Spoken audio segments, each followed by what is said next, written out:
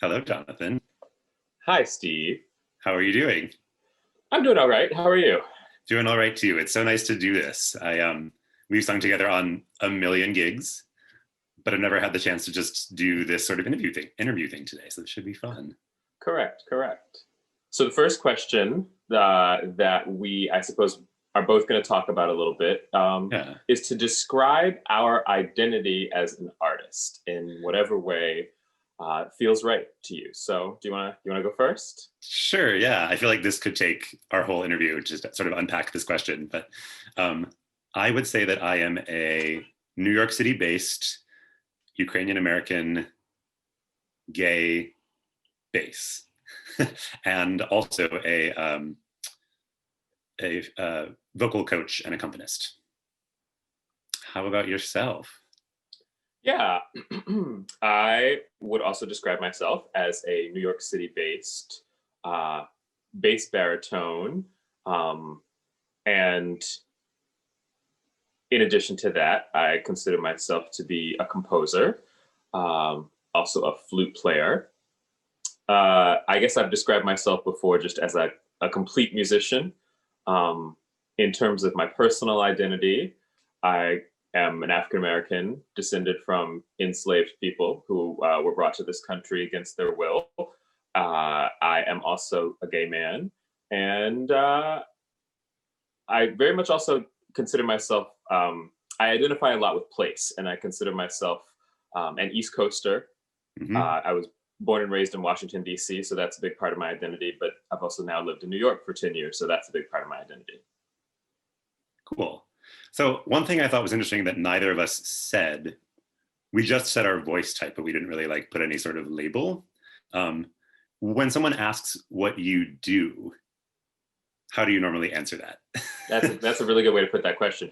Yeah, so it depends on who's asking. Sure. If if someone's asking who I know has some familiarity with the world of classical music, then what I would usually say is that I'm a bass baritone who specializes in early music, ensemble music, chamber music. Mm-hmm. Um, Now, if I'm zooming out and talking to someone who didn't realize that vocalists could be professional classical musicians, usually what I say is I'm a classical musician, and then they ask what instrument, and then I say voice, and they say, oh wow, I didn't know someone who sings can be a classical musician. And I said, yeah, there's actually lots of music written for the voice written by classical composers. So complicated, but that's my long-winded Yeah. answer. How Yeah. about you? Same. I mean, I found that very often for people who didn't know a lot about classical music or whom I think didn't know a lot about classical music, I would say that I was an opera singer. And I think that I have changed that label pretty much across the board and do just say that I am a classical singer. And then if they ask, oh, like opera, I will then choose how much to explain, which is that I do occasionally sing opera, but more often, like you, I would say that I do mostly new music, a little maybe more new, but also a lot of early music and chamber music. Um, if there is an early or new opera that comes along that seems to fit my path, then I'm totally on board. But that is not, it's not the sort of bread and butter of what I do. Um, yeah, I just always think that's an interesting question to see how people answer that. Yeah, Um, yeah, and I think we probably all navigate the weirdness of talking about this career with people who are inside of it versus people who aren't inside of it. So right. Yeah, and I think, I mean, I don't know what you consider the balance of your careers. I mean, I know you are a composer as well as a singer. I mean, I think for me, it's the piano playing and coaching is very much on the side, but I do like to still say it as a part of my identity. It's a thing that I enjoy doing. I think being a pianist has very much informed my singing life. It's like you said, sort of being a complete musician. I also played flute growing up, as you did.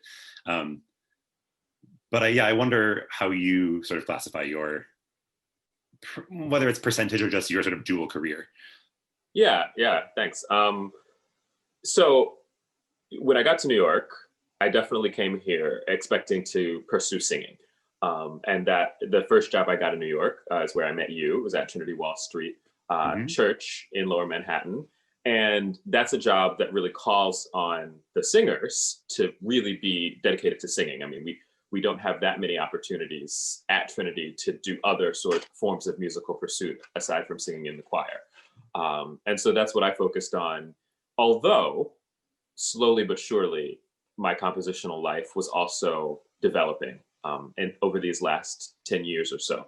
And so nowadays, I would say since the pandemic began, that there's been a pretty big shift Sure. actually in spending more time composing than singing.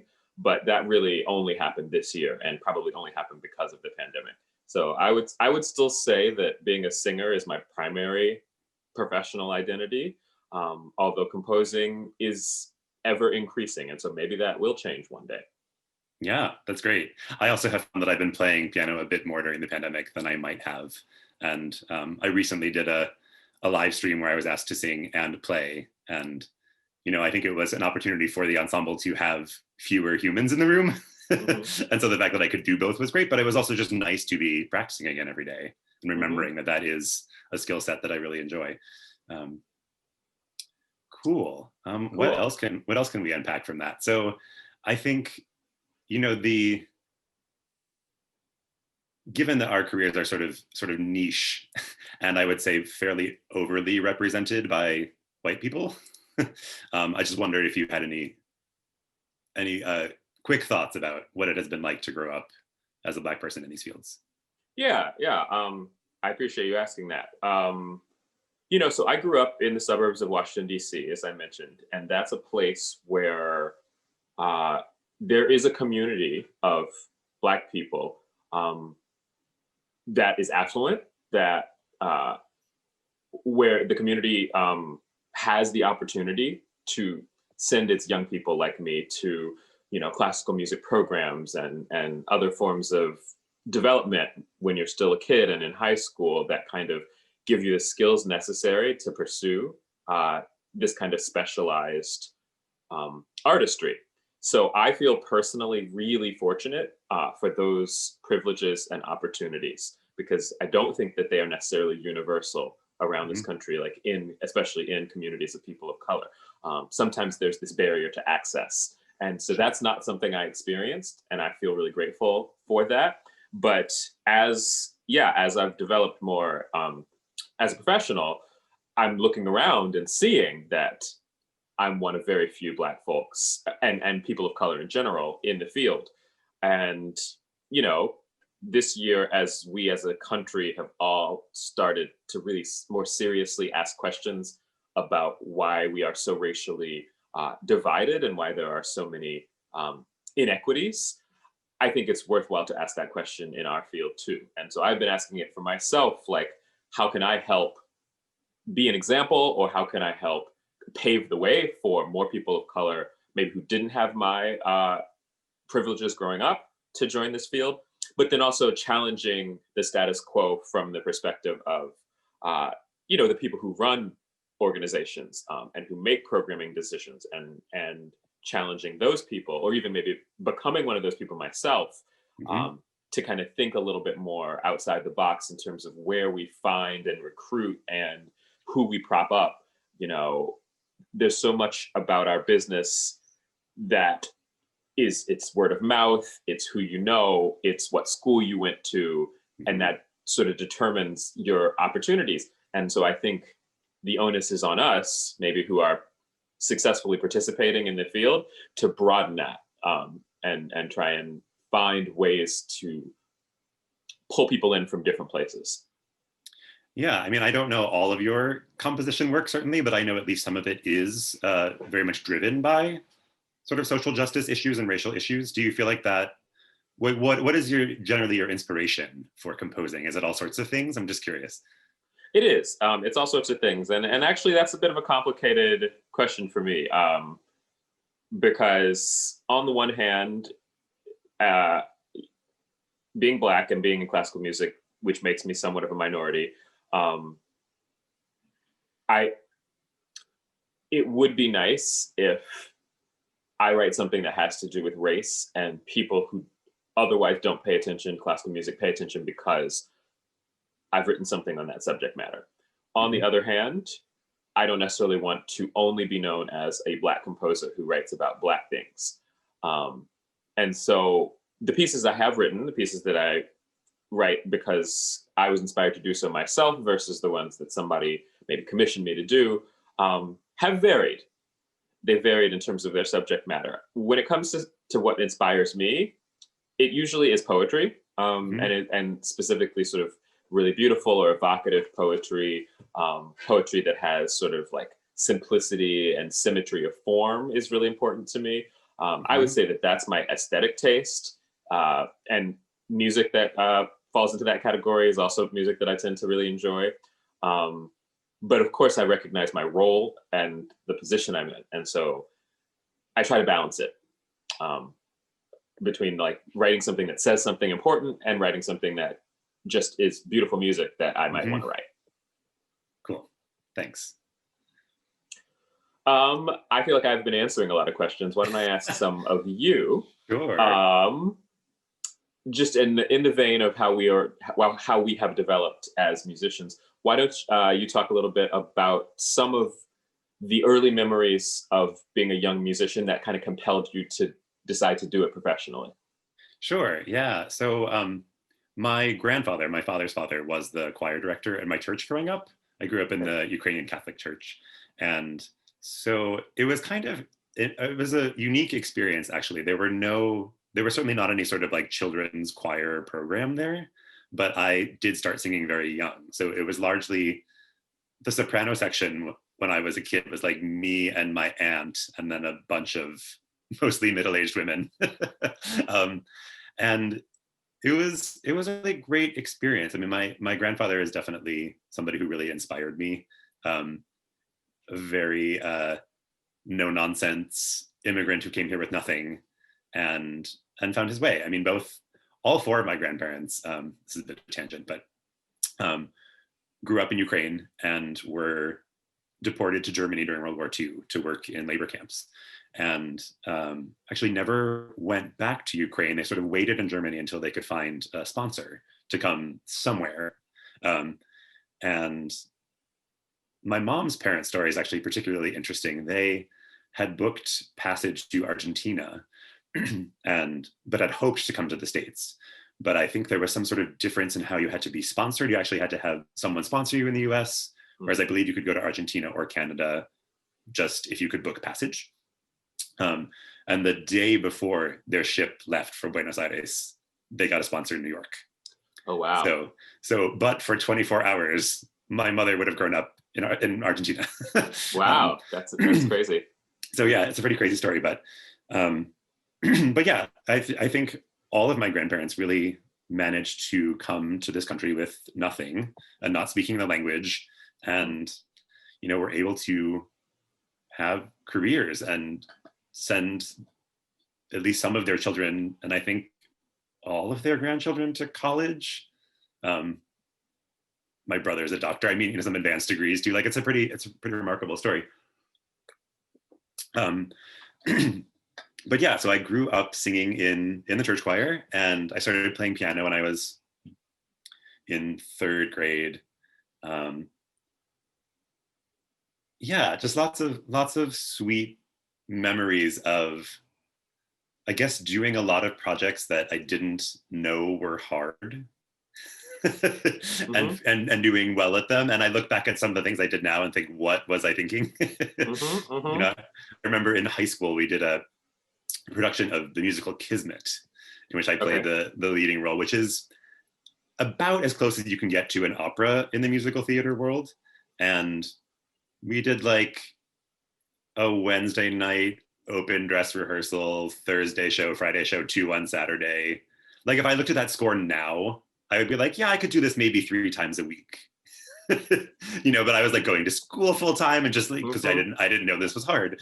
Um, and so yeah, I remember just having a lot of feeling really fortunate that there weren't a lot of limits put on what I could attempt, and therefore sometimes failing, but also sometimes just really pushing myself. And um,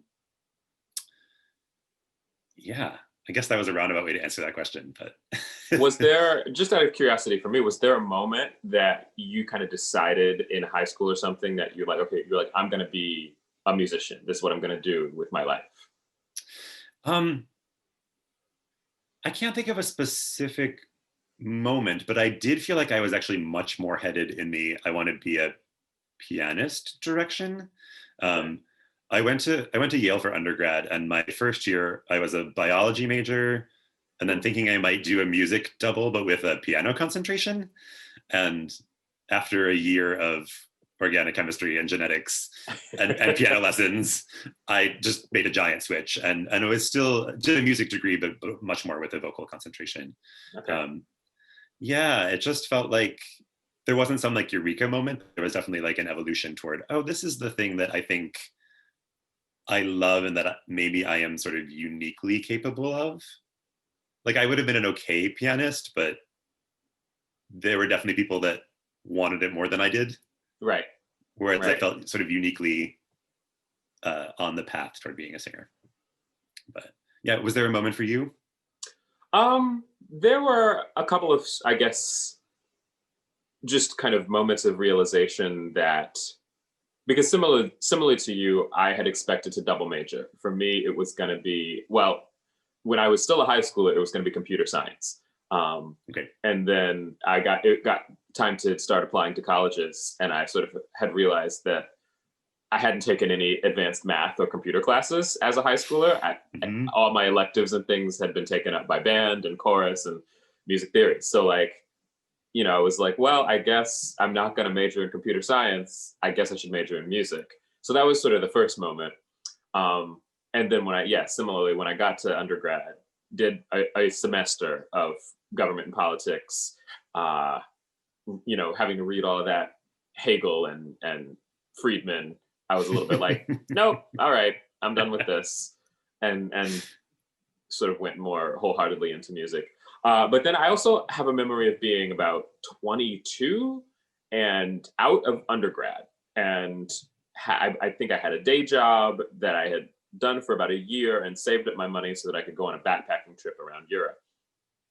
And on this backpacking trip, when I would meet new people and they would ask what I do for a living, I found myself saying I'm a musician rather than I work at a nonprofit, which is what my day job had been. And I realized that if the inclination was to answer that I'm a musician, then maybe that's really what I should be pursuing. Um, Yeah, interesting. That's so cool. that's what then inspired me to decide to go to grad school and blah blah blah. Yep. So I did have a couple of those moments. Yeah. Um, Cool. so for you, you talked about your grandfather, sort of as an early musical influence on you. Were there others? Were there other inspirational musical teachers, leaders, people who inspired you as you were coming up? Yeah, I mean, my piano teacher was a huge influence for sure. She was just a great human, but also really took me under her wing. Um, and I was able to not only have a lot of performing opportunities, but she also, um, by the time I was in high school, if she was going out of town for something, I would take over her lessons while she was gone. Hmm. Um, I was just able to do a lot of exploring different parts of music making and seeing how all that worked.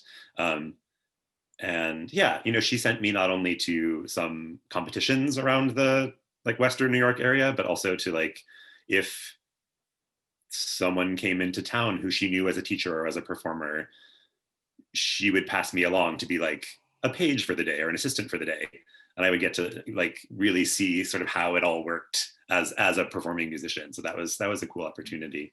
That sounds um really cool. yeah. And then yeah, I had a couple. There's a woman who is still one of our dearest family friends of the Hrycelaks generally, who was um, my brother's middle school chorus teacher, the show choir teacher in middle school for both me and my brother, and then the music director of all of the theater productions we did, like in middle school and high school. Okay. Um, um, so yeah, she remains just one of the fiercest, most amazing people that I know. She never had children of her own, and like she took several of us on as her children, essentially. Um, and yeah, just a heart of gold. She's actually also been ill for most of her adult life, Hmm. and we have she has just amassed this like incredible family of people who adore her and want to help her out in any way that we can. So she's been a huge musical and artistic, but also just personal influence. What's her name? Her name is Pam Fitzmaurice. Okay. Yeah, when my parents moved homes when I was in college, still in Rochester. They were in Rochester, and they moved to be about less than a mile away from Pam. So I feel like whenever I was home, first stop was my parents' house, next stop was Pam's house, and we would always see each other and spend lots of time together. So yeah, that's really great. Yeah. How about yourself? So the story of, I feel like I could sum up the story of my musical development as a kid as trying my damnedest to get into better and better choirs. Like, I feel like it was this long trajectory of choirs that led eventually to Trinity Wall Street. But so when I was a kid, those choirs were in my church and in high school. And in my church, there were several tiers of choir for whatever reason, just part of our sort of choir culture at our particular church. And there was a choir called the Young Adult Choir. Now that term, I think it was intended to be for people who are sort of middle school, high school age, maybe also college age. Now, there were members of that choir that made it into their mid 50s. And so I actually joined that choir when I was 10, which was 2 years before I was supposed to be allowed to join it. Okay. Which of course for me was this major event because trajectory of better and better choirs. This was from the children's choir where I was. The young adult choir was obviously quite a step above. And so I know that this isn't exactly the question you asked, but it's one of the other questions that we had on our list here. One of my earliest musically disappointing memories was the decision made by someone higher up in the church or the church music team to enforce more strictly the age requirements on these various choirs. So after being in the young adult choir for a few months, then they decided to restrict the ages. And I was once again relegated to the children's choir and had to wait for another year or two.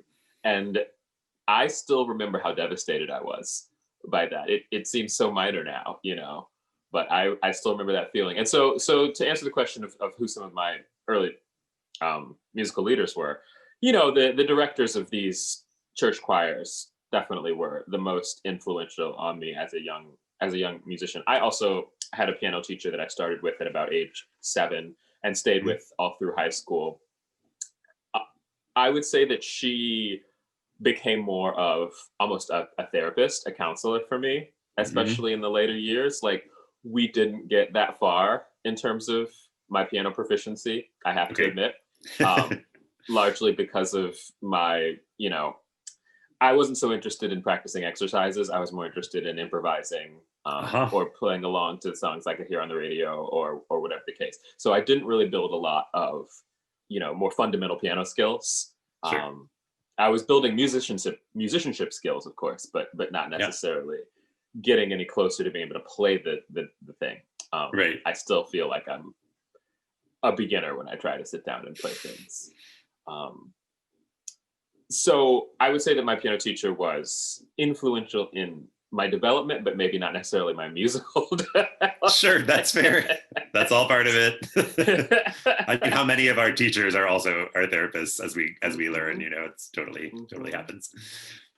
I would say that when I got to undergrad, my biggest inspirations came from actually some of the composers themselves. And then also I had a few opportunities fresh out of undergrad in my early 20s to sing in Washington National Opera Chorus. And so I got to be on stage with some of the leading principal opera singers of that era, which was now not necessarily our current era. Hard to admit, but that's fine. Yeah. About 15 years ago. But I feel as though just observing some of those artists up close taught me so much about singing. about vocal technique, actually. Just seeing how someone like, I'll use the example of Michael Shada, Hmm. who sang La Clemenza di Tito, a Mozart opera, sang the title role.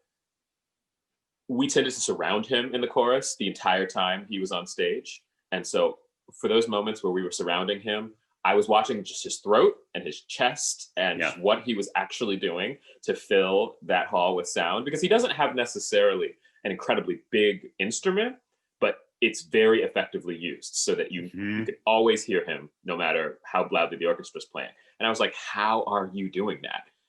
So I feel like I got to learn a lot just from watching people, sort of do these things at a really high level when I was still like young and impressionable. So That's yeah, cool, sorry, that and was that's okay. And I love voices super like that. long-winded. That's okay. I mean, it makes me think of like the Kathleen Battle type voice, where it's Hmm. like it almost is bigger when you're 300 feet away than it is It when you're right next is to it. It's absolutely, absolutely, fascinating. yeah. Um, I want to just jump back to my disappointing childhood experience. Sure, sure, sure. So, Please just do. because I think it was an interesting story to learn so young and so applies to the rest of my life. Um, so the summer after I was in third grade, my best friend Emily and I were auditioned for this choir for an organization called Peace Child, which was there was a local children's choir in a bunch of cities, but then there was a core of um, well, I guess still Soviet singer actors, and then American singer actors um, who traveled around to various American cities and did this program about basically peace in the time of the Cold War, right? And there was just one moment where there was a step out from the children's chorus to go out and do a solo. And like so many of these processes work, you spend the majority of your time in music rehearsals with a chorus master. And then at the last minute, you are thrown in with a stage director, right? So the chorus master had picked me to be the step out soloist for this. And I believe it was the day before we opened or 2 days before, the stage director decided that the young, cute blonde girl and not the fat boy needed to have the step out role. So even though everyone knew that I was the better singer, it came down to like who was cuter for the moment, right? And so this Uh, was just it was a tough lesson to learn as a like 9-year-old that like, yeah. oh, it doesn't actually matter sometimes if you're the best at a thing. Oh,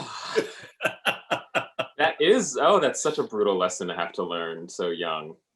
Yeah, but in a way, as much as it sucked, I was like, okay, now I know that that's how that can work, and the Yeah. skin thickened a little bit. But anyway, I wanted to share that one because I was sitting No, on no, that story. I'm glad, and I didn't mean to gloss by that, because I know that those moments are actually really they really shape us.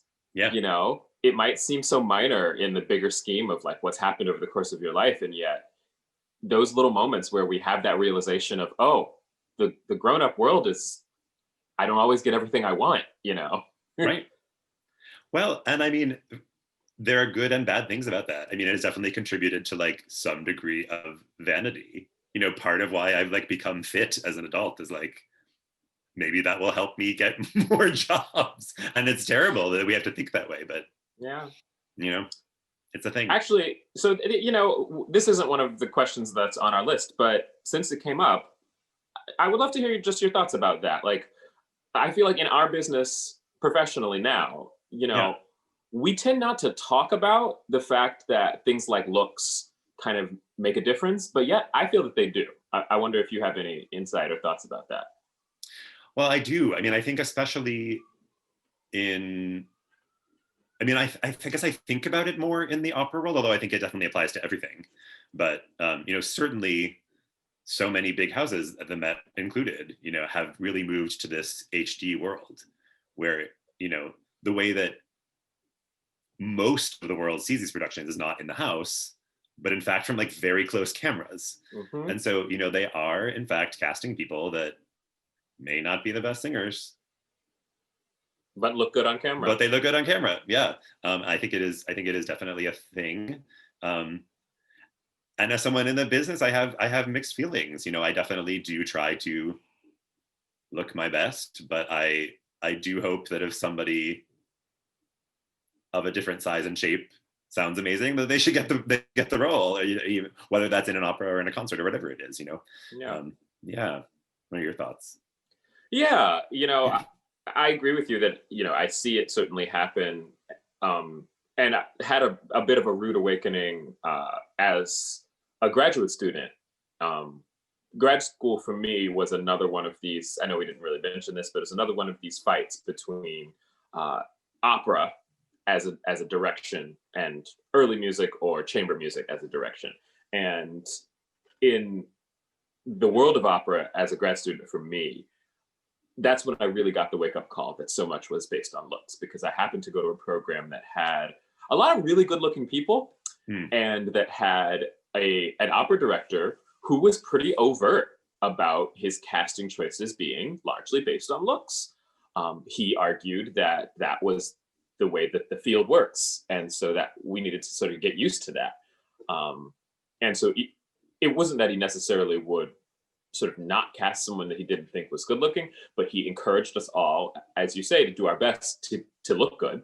Um, and he made it clear that that was going to be a factor um, going forward in our musical lives. And I sort of resisted that lesson as a young person. I wanted to make it based on my merit, and not whether somebody thinks I look right or don't look right for something. Um, but now, having worked in this industry for over a decade, I see it. Sure, I see the choices that and agree, and yeah, it's not just opera. Maybe it's more common in opera, but Sure. I think it happens in chamber music and early music and choir as well. So it's hard to say, because I think it's reflective of our larger society, where you see those kinds of things reinforced all over the place. Um, and so maybe as certain, let's say, pop artists or movie stars who don't fit into the traditional like looks model start to get more successful, we might see Hmm. something similar happen in our field as well. Yeah, that'd be great.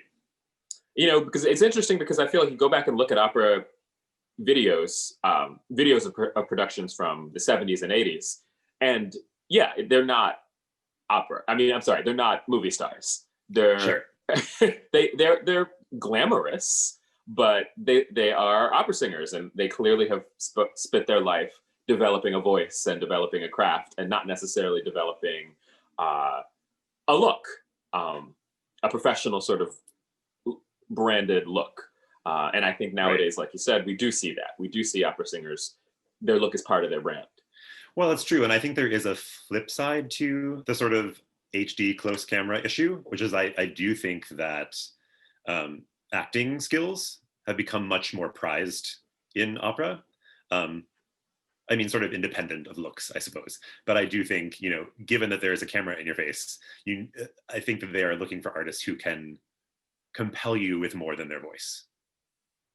And I think that there are some great things about that. But I think it becomes complicated with the sort of body size and shape stuff also.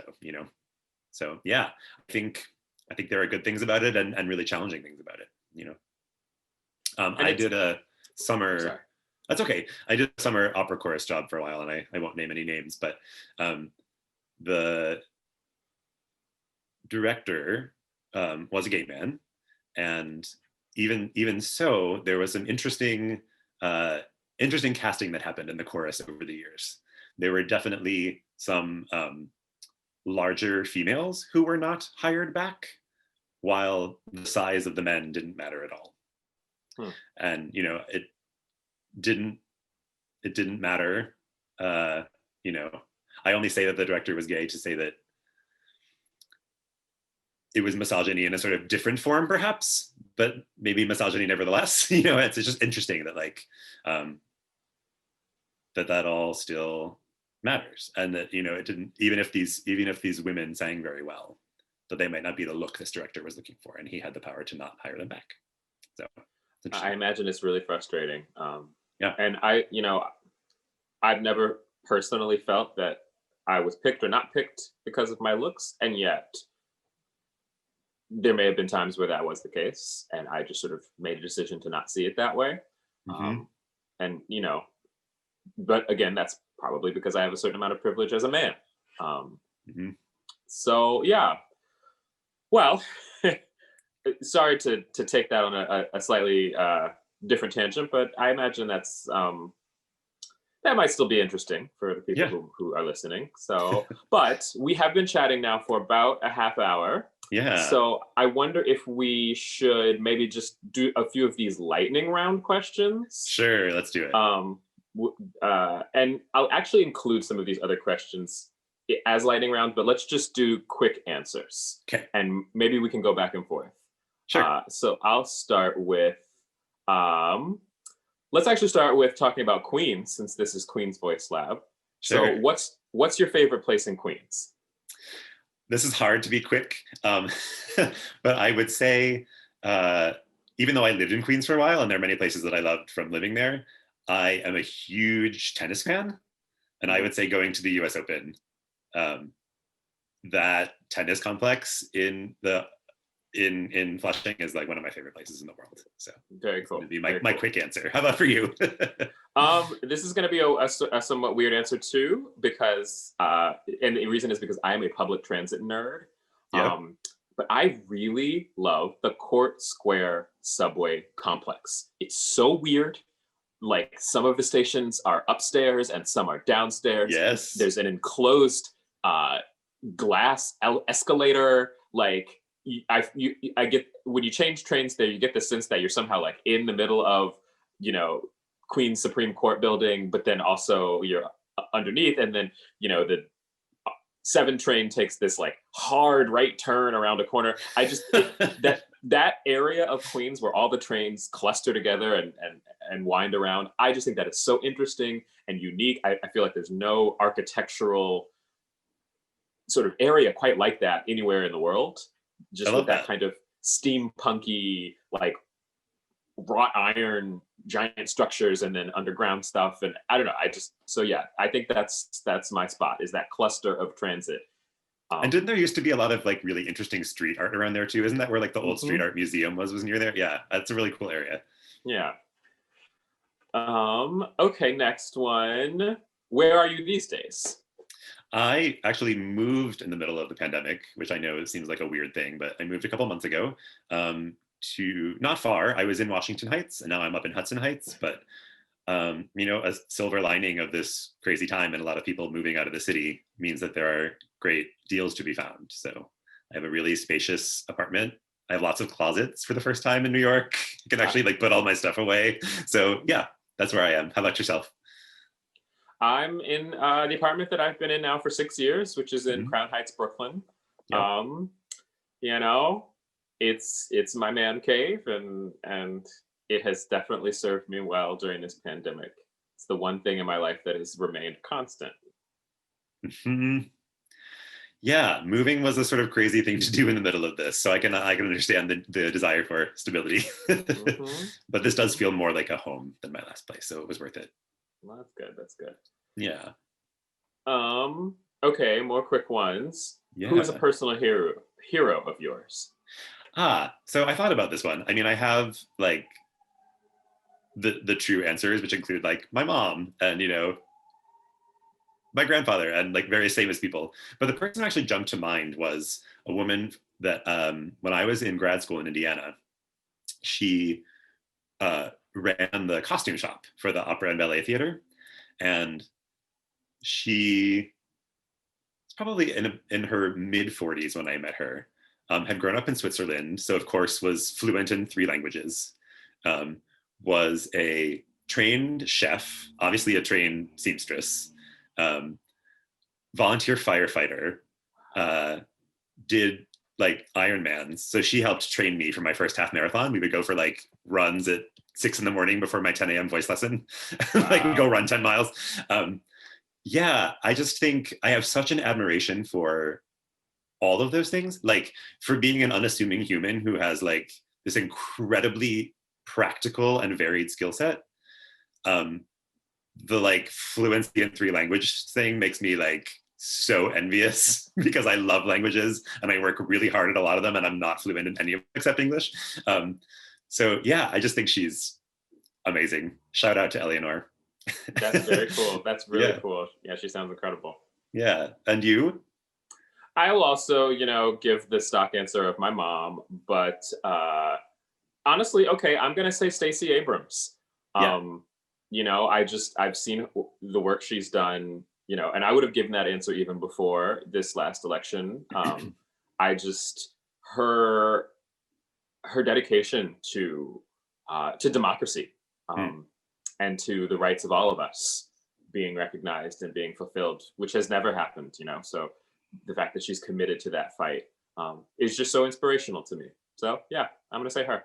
Yeah, I mean, look what happens when everyone actually votes. Yep. It's really Yep. remarkable. Yep. Yep. Cool. So I will ask you a couple. Okay. Um, let's see. Who or what are you grateful for right now? Um, well, so actually, I already kind of answered it. I am grateful for my stable home, for the stable home environment that I have. Because I know that a lot of people don't have that luxury right now. They're worried about rent. They're worried about eviction. Um, I feel very grateful that I am stably housed. Yeah. How about yourself? Um, yeah, I mean, one of my answers is definitely my new home as well. I would say my parents actually also moved during the pandemic. So they had lived in Rochester forever and ever, and they moved to Connecticut because my brother just had a baby. I'm an uncle for the first time. So I would say, Congratulations. thank you. I would say just having my family nearby. I feel very spoiled that I'm allowed to go see my family on holidays when most of the country can't travel, but my family is like 30 miles away. Hmm. And I feel like I can do that safely. So yeah, I feel I feel like a brat, but I also feel really lucky that I get to do that. So yeah, I guess is what's giving you joy this day? These days? Is that a different answer for you? Yeah, I can come up with an answer for that. Um, I would say that what's giving me joy these days, well, until the weather got a little bit too chilly to spend time outside, I would say that something that was giving me a lot of joy was being able to go outside Mhm. and wander around the streets of New York. Yep. Um, as I mentioned before, I love architecture, I love cityscapes, and so just being able to walk around and take in parts of the city that I hadn't stopped to take in, my surroundings. As New Mhm. Yorkers, we're always so fast. We're always moving so fast. And one thing this pandemic has done is actually slowed us down. Yep. Um, I'm walking to get places now rather than taking the subway. So even just that added amount of time it takes to walk on your 2 feet from place to place, but also the ability that it gives you to look around and see what's happening in the world around you. Yeah, that has given me a fair amount of joy over the last few months. How about yourself? I kid you not. That was literally almost my answer. So, but yeah, I mean, so much of my identity as an adult has been as a distance runner, and I feel like I have been less inclined to do that in the past couple of years. I just feel like I'm a little bit doing super long runs, like I'm a little bit over that. But I have really taken to going on really long walks, and I try to go almost every day, unless the weather's horrible. But similarly, I feel like I've always enjoyed as a runner when I travel, of that being a great way to initially acquaint myself with a city. Um, but you do acquaint yourself kind of quickly. You're Right. sort of having to watch your feet and watch the road, and you're seeing the buildings and the parks and whatever as you go by, but it's different.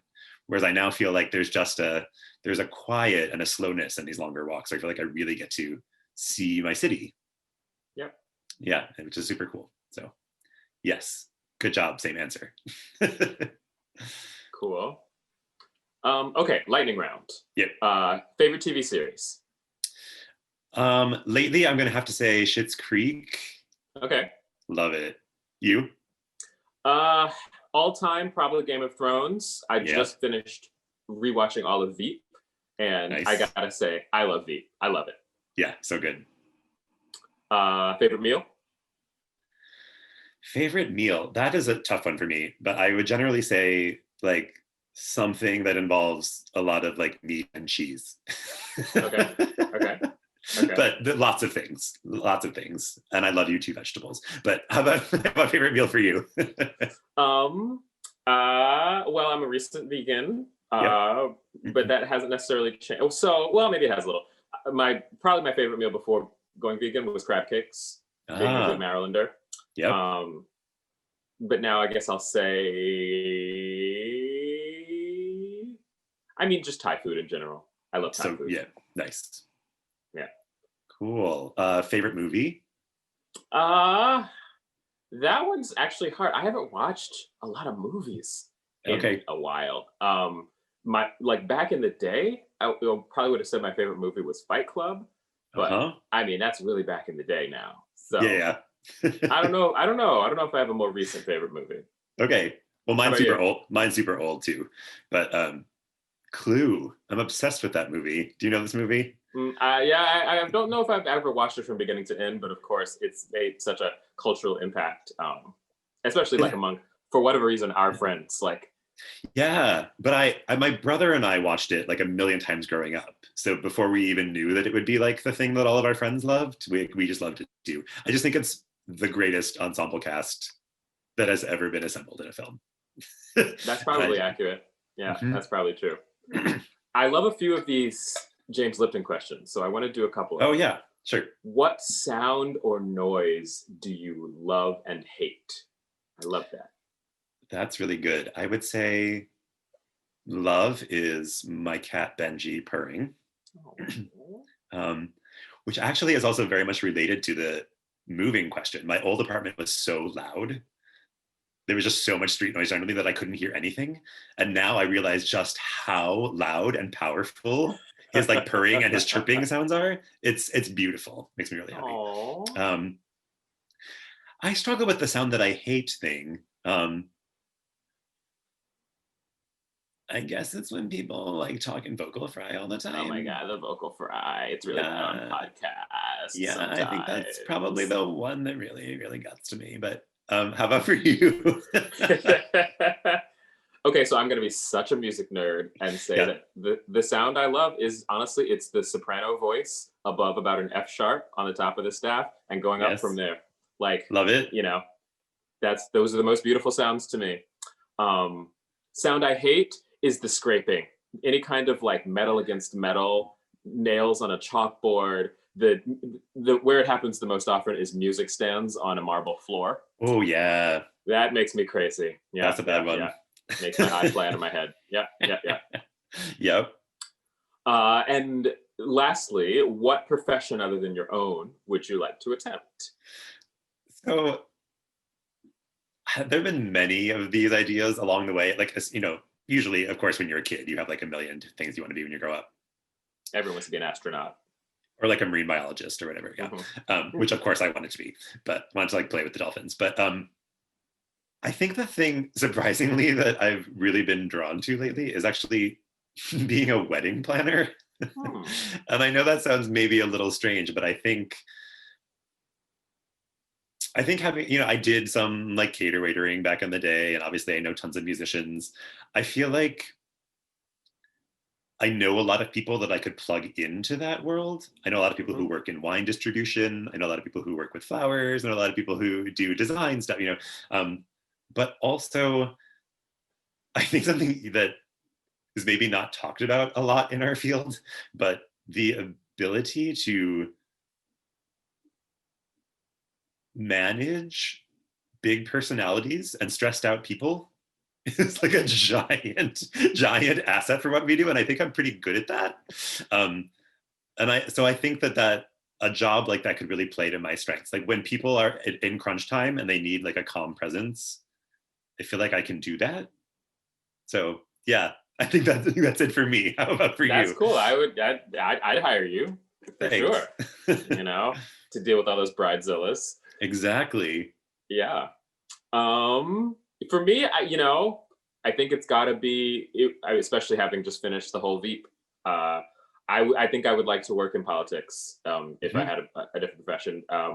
In terms of an actual job, I'm not sure that I would want to be the candidate or the elected official, but I would Yep. kind of like to be the chief of staff or the chief strategist or one of those folks, like the person who Mhm. decides what the candidate should say and do.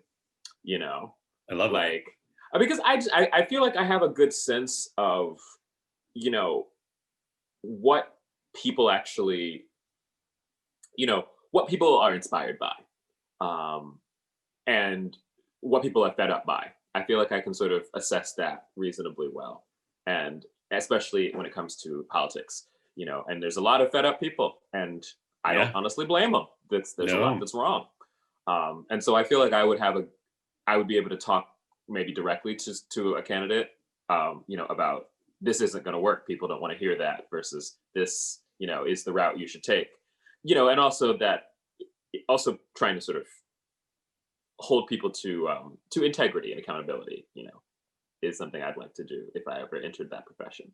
Cool. I think you would be great at that. Um, I'm a little afraid our Zoom meeting is going to end in 5 minutes, and we haven't Yeah, answered yeah. the required questions. Oh, So we should do those too quickly. whoops. Let's do those. Cool.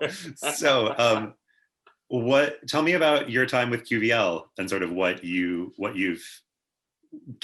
gleaned from it, what you hope to get out of your future time with the Yeah, organization. Yeah. yeah. I mean, so QVL is a group of singers, of musicians, with whom every single one of whom I have worked with, at least in some capacity.